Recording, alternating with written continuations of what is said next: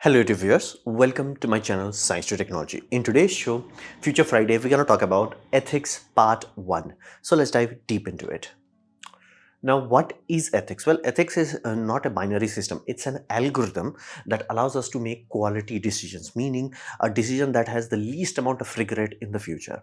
So that's what it allows us to do. Now, here's the it is not on its own. It's like same way when you say neural network just does not voila neural network. It takes a lot of things, a lot of data, a lot of algorithms, a lot of computational in order to reach that point. So same goes with ethics. Ethics does not just like, oh, ethics, that's not how it is. If you are a person where you do not have values, morals, principles, you cannot actually use ethics, so to say. You will not know what you're doing wrong, simply because you need a lot of foundational understanding.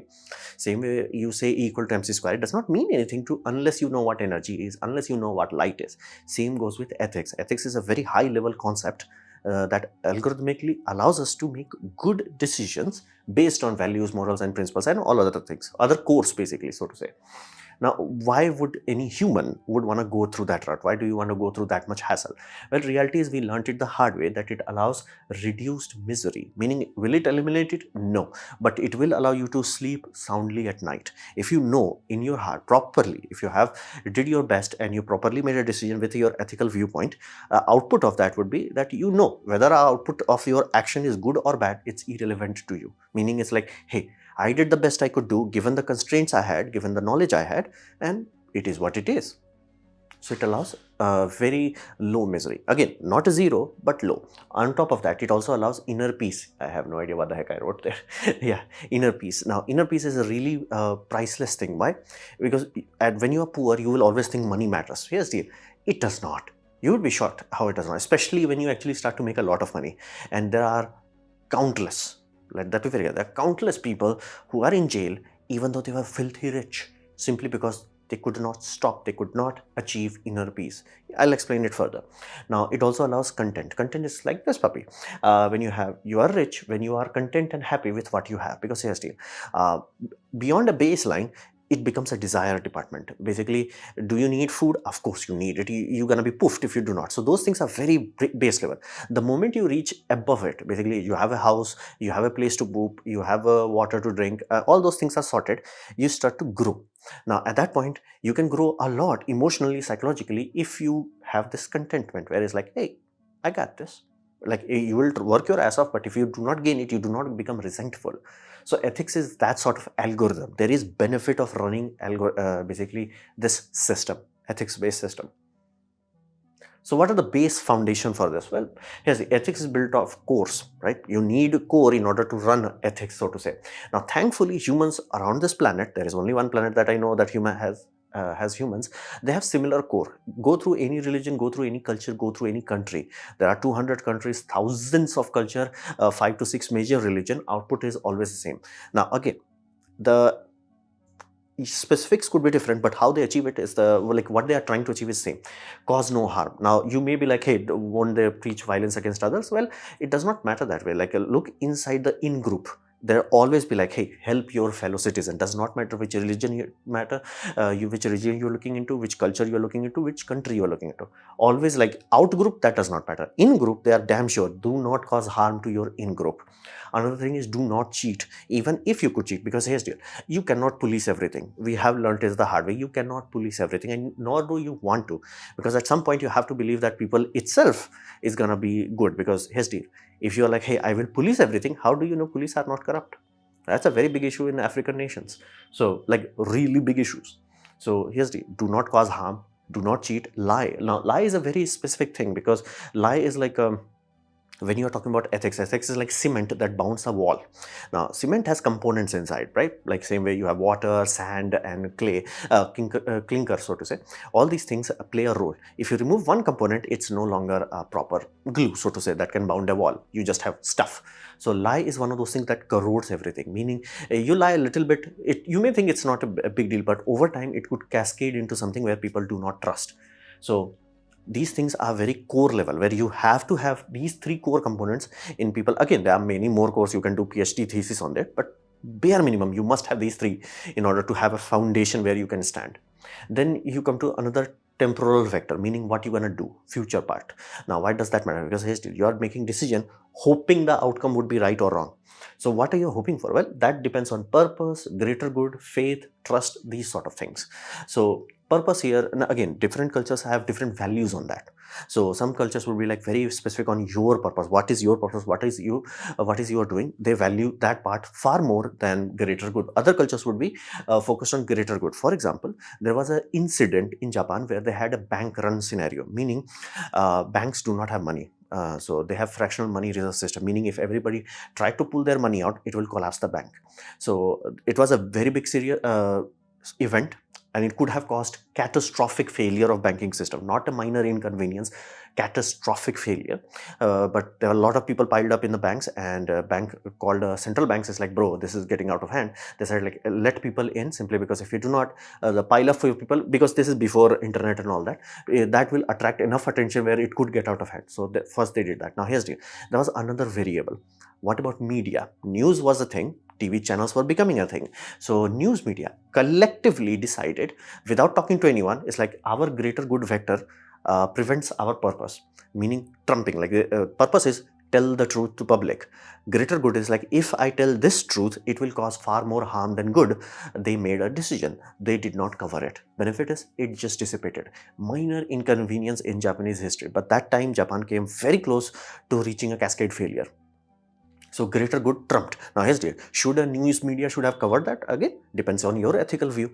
If your ethics is like, no, I want you to tell the truth even if it's ugly, you may be like, hey, they should not have done that. That means somebody else messed up. If this was happening, somebody else messed up.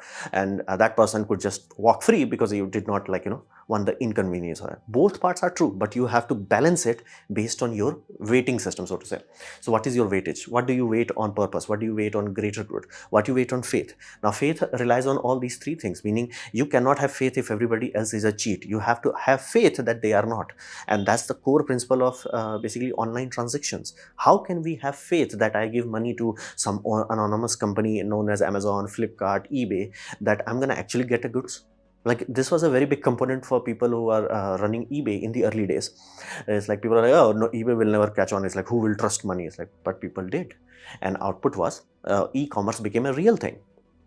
So purpose, faith, all of those things plays a role, because you have to understand, if you took one step where it's like, hey, like let's say they took a priority where greater good was a thing, and okay, news media is like, okay, we're gonna prioritize greater good.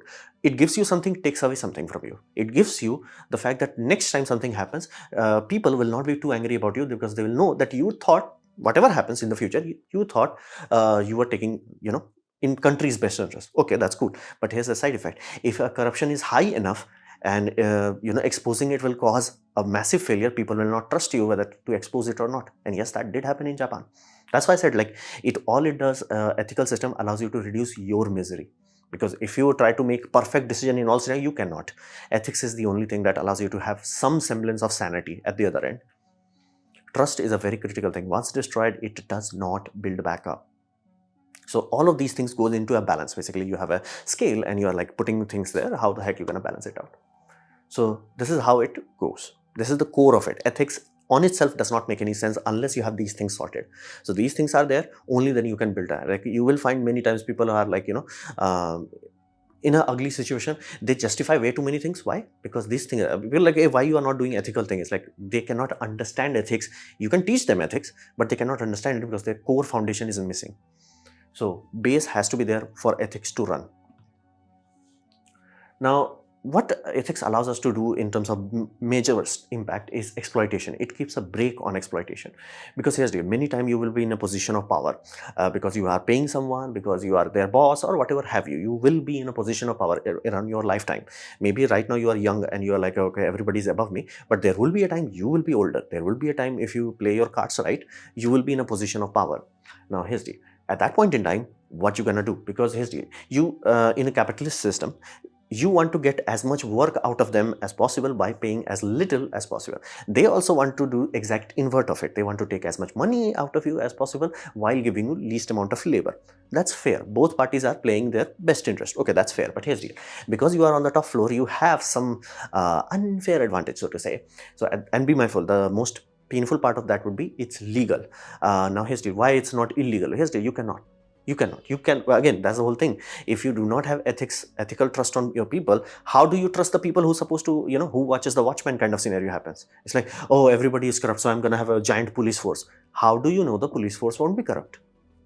Ask Africa. A lot of nations in Africa had, like, you would think they will, like, they're like, hey, we are working our nations off, we are making sure that our nations have a bright future to, like, wait a minute, why the heck police have so much corruption? And I'm talking from an Indian point of view.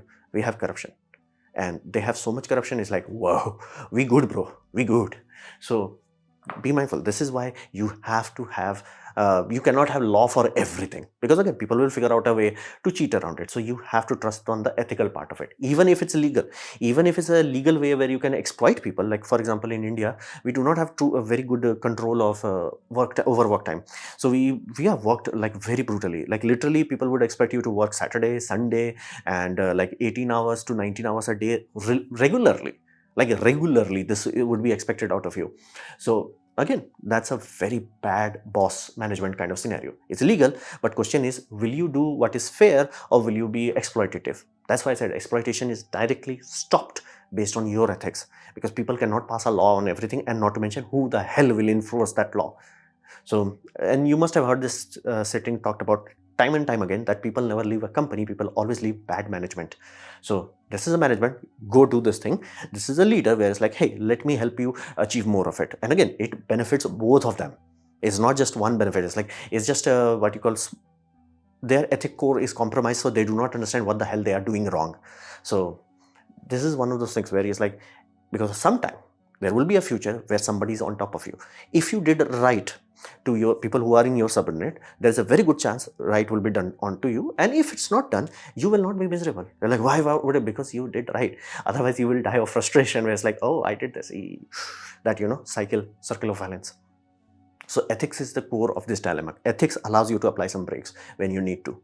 There are many companies that do not pay a boatload of money to their employees, but employee retention rate is bonkersly high. Why? Because somebody on the supply chain knows well enough that these are people at the other end of the day, right? They are people. They are not magic.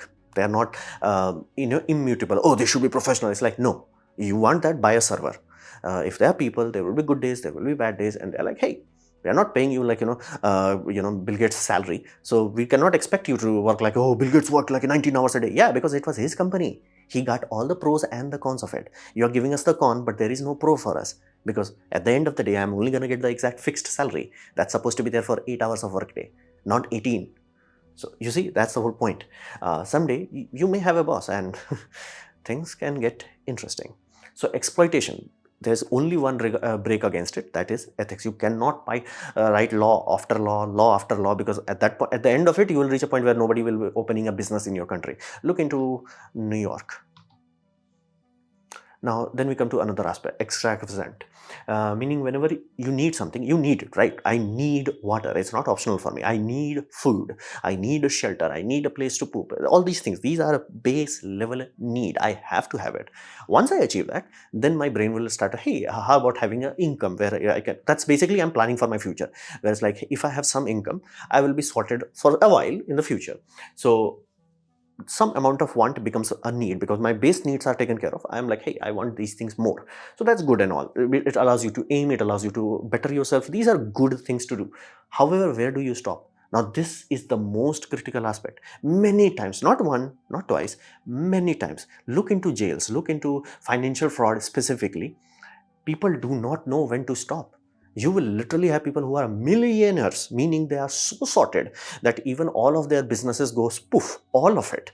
They would have enough what you call index funds, nothing fancy, no managed, just index fund, that they are getting monthly out of it, which is still putting them in the top 1%. They're so rich. That kind of rich people, they still do not know when to apply break, and they still go into scamming people. It's like, we find it so organized. Like, why are you scamming people? You are a millionaire. Why you are so hell-bent on becoming a billionaire? It's simply because they do not have brakes on their extravagant. And so when do you stop? Because there is a penalty of it. If you do not know when to stop, your want becomes your need. Meaning, You need a car, right? Practically speaking, you need a car. You should have a car where you're like, hey, I got this. Like if I need to travel on a bad weather, I need to go to some place where buses are not going there, or you do not have public transport in your area. That's known thing. That's an absolute thing. You need a car for quality of life. That's good. Awesome. But here's the, do you need Lamborghini? Do you need a Rolls Royce? That's a different thing. You need a car, that's good. Heck, you may need two cars. Say it's like, hey, under no circumstances I should be trapped. So you have one car in office, one car in your penthouse. Again, people do that because again, you cannot be stuck somewhere. Let's say you are high priority enough. There are many people who are like that. So okay, fair enough. But here's the, now you're like, hey, all of my car has to be extravagant. They have to be like Lamborghinis and all that. It's like, no, they don't.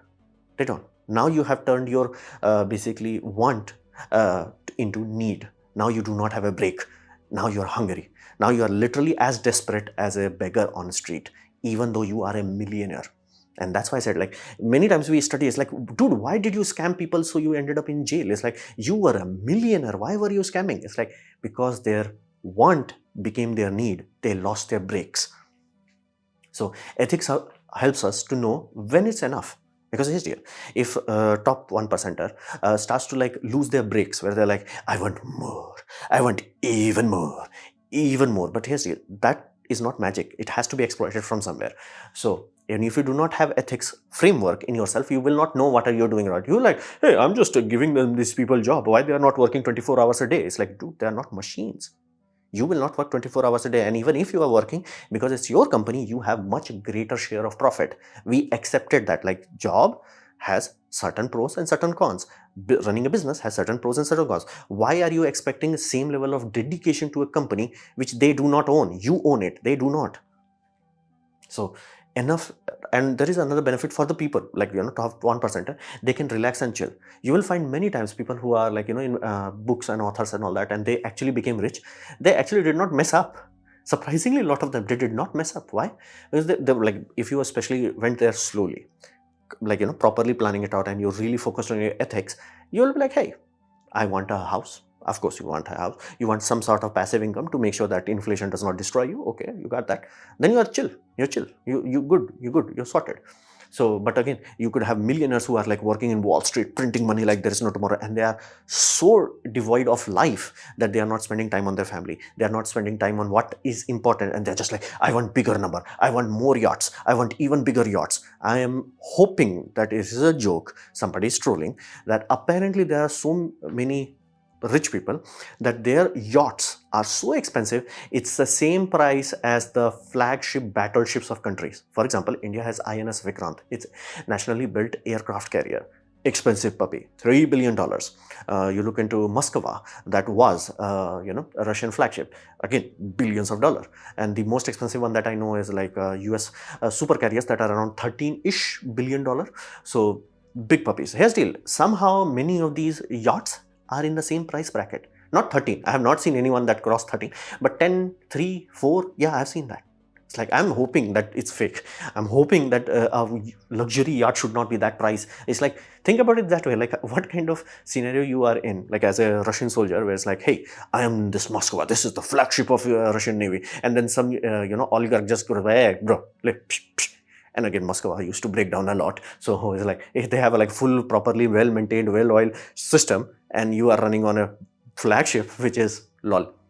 So that's dangerous, because again, that level of money does not just magically come. You want to exploit it. You want to increase the contrast between the peasants and you. And that is unethical, because it's not magic. You will work your employees' ass off. You will try to find loopholes. You will try to do things that on short term will help you, but in long term destroy you. And not to mention, it causes unnecessary suffering to everyone else. Like Amazon could be like, hey, all of you gonna work like you are a robot. It's like, bro, have the balls to just put robots there. Like, just have the balls. Just like, okay, we're not gonna give you any jobs. Just robotize it. Again, it will take time, but again, every car company did that. They were like, hey, this working environment is not awesome, and we want our workers to work 24/7. Okay, throw all the workers away, just replace them with a tech staff in 3 shifts, and voila, now you have robotized factories that can produce, what, 5 to 6 cars per minute? So that's the whole point. Extravagant, you do not have a break, you will destroy everything you had. Like millionaires scamming people. It's like, think about it, how stupid it sounds. Like, bro, You could have had everything. You are literally stuck in jail simply because you did not knew when to apply brakes. That's why ethics is not a luxury. It's more of a importance of temporal reality, basically future changes. The more ethical you think, again, bad things could still happen, but you will still have inner peace.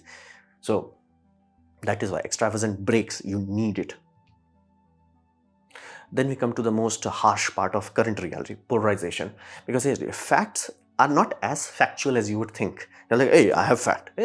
Let's give you an example. Let's say there are 400 rocket launches. 4 of them went bad. And basically, if you had emergency escape system, you could have saved 2 of them. So I could say, you can see, again, these are mathematical data, real data is like 400, 4 bad things. Emergency escape system would have helped 2 people.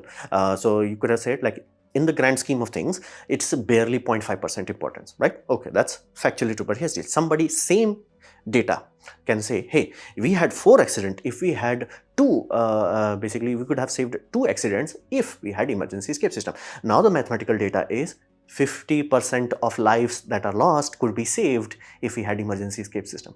You took one data set and you just twisted it, even though they are mathematically, factually accurate.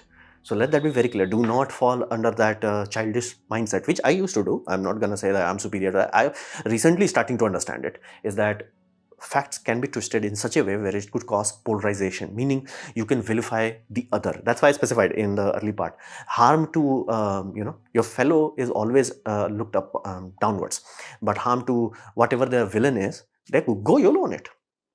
So what does that mean? That simply means when you can cause polarization by taking facts and manipulating it, is that you have power to start fires. Now here's the problem. You lose power after you have started the fire, is that that fire never goes out. Meaning you can trigger, and has triggered, like our history books are filled with it, forever bloody wars, meaning it never goes away for thousands of years. Thousands. Like there is a penalty to that. That penalty is extensive, meaning you're like, oh, right now I'm causing conflict and all that, right? Bro, you're gonna lose that control very quickly. It's gonna get out of your hand very quickly. Look into history. We have learned it the hard way, that setting fires is very easy, but like rebuilding the world from ash, zero. So and the worst part of hatred is that hate makes us blind to wisdom, meaning we could literally have a solution. Hey, do this, it solves your problem. And like, we could have done that. No, you will like, let's go boom, boom, boom, boom on each other's ass for thousands of years. And yes, read history book. It's full of that, full of it. So ethics is the only thing at that point in time that will allow us to stop fanning the flames. Like again, people are like, oh, the country is so divided, and every action that they are doing right now, India is so divided. Ironically, it's like, if you say, I want this, 50%, exact 50% people will say no, exact 50% will say yes, exactly. It's scary. That cannot be a coherent country for long. If you have this sort of polarization, short duration, we can, cobble by. Long duration, no, it's going to have catastrophic failure. So it's one of those things. And one thing you have to understand, ethics allows you to understand something very important, is that you are good in your own story. For example, there is a court case on me, real life, real world court case. In my mind, I am the victim, right? I was like, hey, they filed a false court case and all that. So in my mind, I'm the victim. But here's the opponent that filed a case, in their mind, whether they are right or wrong, in their mind, they are the same thing, same as I am. Same as I am.